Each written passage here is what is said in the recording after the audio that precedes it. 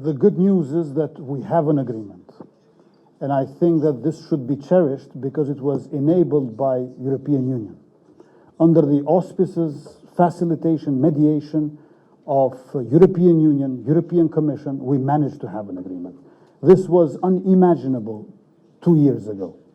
Every student of political science, international law, or faculty of law for that matter, if he or she reads these 11 articles of Basic Treaty, will conclude that this is de facto recognition. However, the hardship we have is lack of implementation. And I believe that lack of implementation started by letting this process go without signing this agreement between two contracting parties. This was a big mistake because not signing the agreement opened the door for its violation or non-implementation.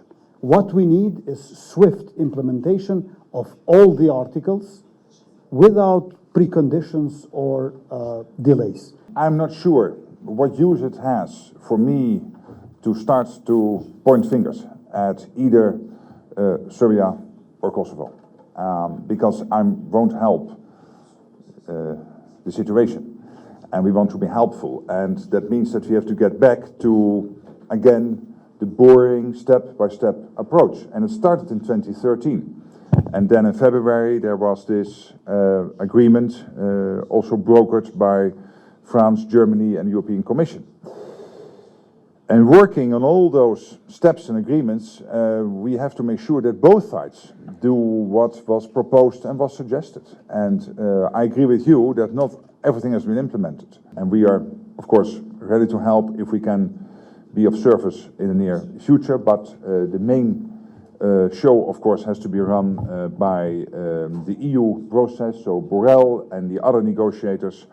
I think that's crucial. And I was so happy in February when, with all the participation of Germany and France, there was this, let's say, agreement, this basic agreement on how to move forward. And then based on that, I think it was in North Macedonia, you were able to design the implementation plan for that.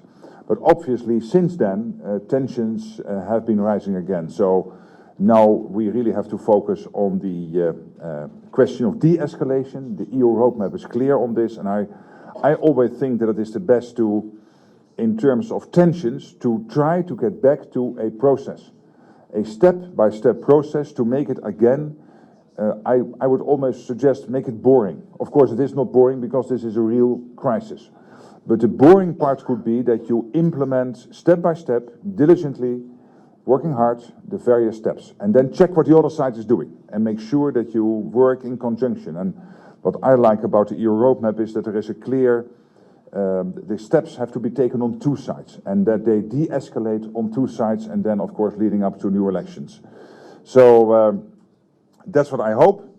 I'm optimistic that cool minds will prevail. Stability is in the interest of everyone, and so I can just support also Prime Minister Kurti and President Osmani and also Anna Barbovic and Alexander Vucic to really stick to this roadmap and to advance in the right direction. I just tell you that at the end, there will be no winner if there are conflicts.